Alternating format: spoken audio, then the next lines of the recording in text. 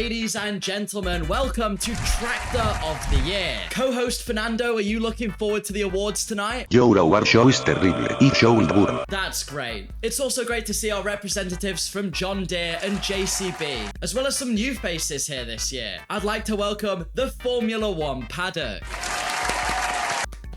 Great to have you guys. Thank you for coming along. And this year, the Formula One teams has actually put forward a few nominees for us. So let's take a look at why they want to win Tractor of the Year. In classic French fashion, Alpine seem to have been on strike for the whole season. Don't get me wrong, 2023 wasn't that bad of a year for them. Esti on the podium, baby!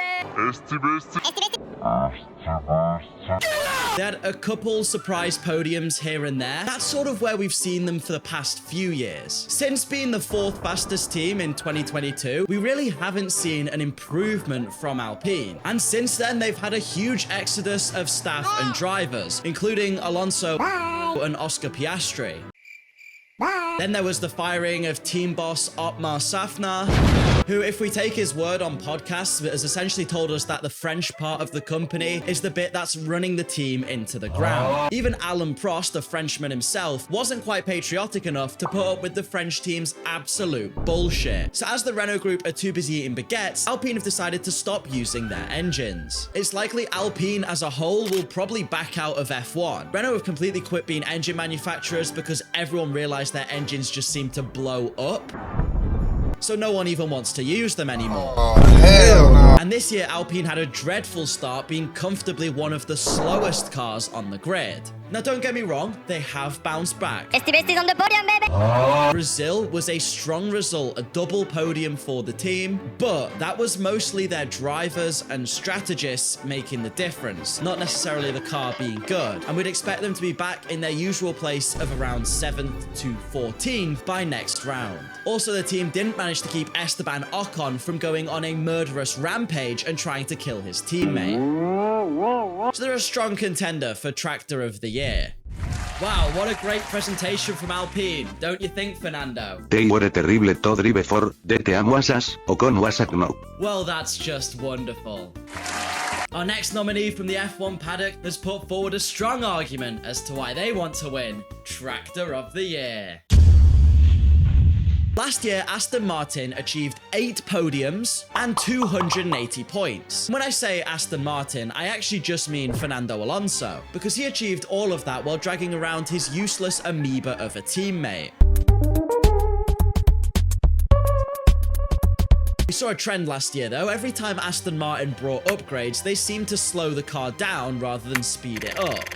It was the Formula One equivalent of updating your Apple phone and then realizing it runs 100 times slower than it did before, and the battery only lasts 5 minutes compared to 7. Although at the end of 2023, Aston Martin did seem to bounce back. They had a podium in Brazil and a podium in Zandvoort and looked to be pushing the top of the midfield again.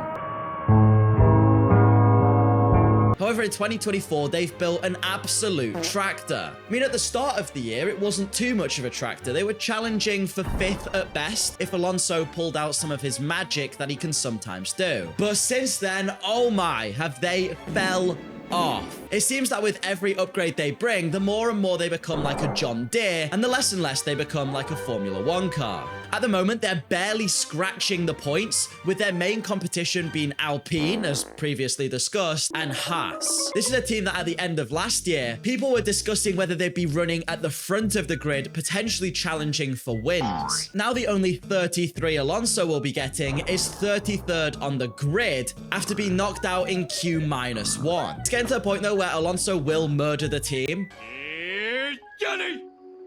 We know that if Fernando isn't given a front-running car, he has basically no motivation. It goes in the toilet. There's basically only 2 redeeming factors for Aston Martin. One being that they at least have Fernando to guide them, and the other being that they've got Adrian Newey. But of course, the Adrian Newey effect will take about 2 years to go in. So 2026 will be his real impact. 2025 is going to be Aston Martin needing to pull their finger out. And then how good can Adrian Newey be when he has to babysit the special ed class of Lawrence and Lance Stroll? Maybe Aston Martin should focus on building a short bus to get them to the F1 headquarters rather than building an F1 car. So again, strong contenders for Tractor of the Year.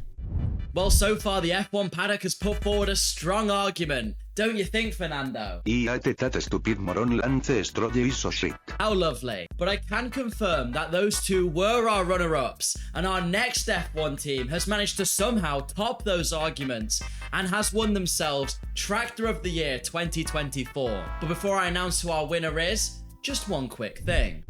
If you want some official Formula 1 merch, I have the place for you. V12RS have partnered with me to give you 10% off Formula 1 merchandise. This is the official stuff. Just use code DANNOSKILL10 at the checkout and you'll receive the discount, as well as massively supporting the channel, because 10% of everything you buy goes towards me and it really helps the videos. So if you do it, I really appreciate it. It's time to see who the winner of Tractor of the Year is for 2024.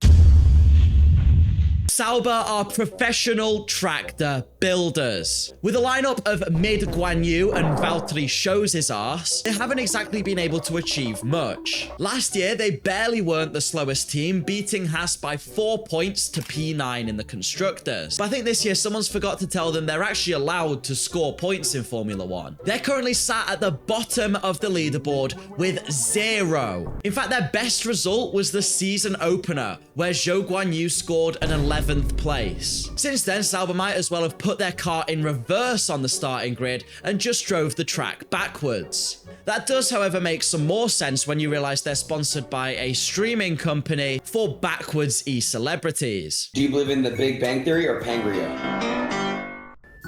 What the fuck is Pangria? Like, that sounds like some World of Warcraft thing. It's where islands, they were like the whole world was an island and it got split into continents. The whole world or our planet? Our planet. The world is the planet.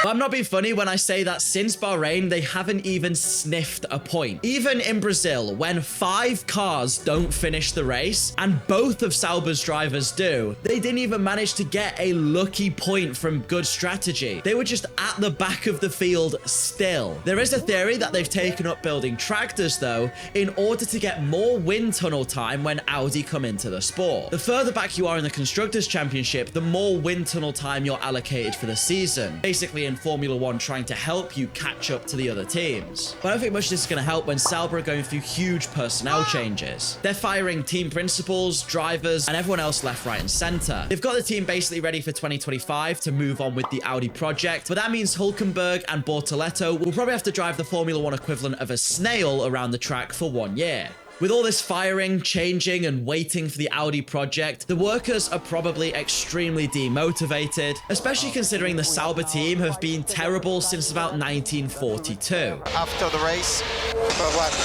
so that will add 5 seconds to your time after. I mean, I'm joking, but they haven't had a win since 2008, and that was their only win and nothing since then. Thank you, Robert Kubica. At this point, you'd be better off with Charles Pic in the Marussia driving than you would be with Sauber on the F1 grid. Hey, maybe they should bring back Raikkonen and Bottas, though, and just have a funny finish lineup. And huge congratulations to the Sauber Formula 1 team. I'm sure they're proud of being able to win Tractor of the Year this year. What do you think, Fernando? Io pensavo go fucking diretto según sare absolutely horrific. Such kind words. Well, thank you very much for watching. If you did enjoy Tractor of the Year, be sure to subscribe so you can tune in next time. And also a massive thank you to these channel members who've been helping out the channel loads. If you want to be on the screen at the end, make sure you join them. Thanks so much for watching. Have a good one and goodbye.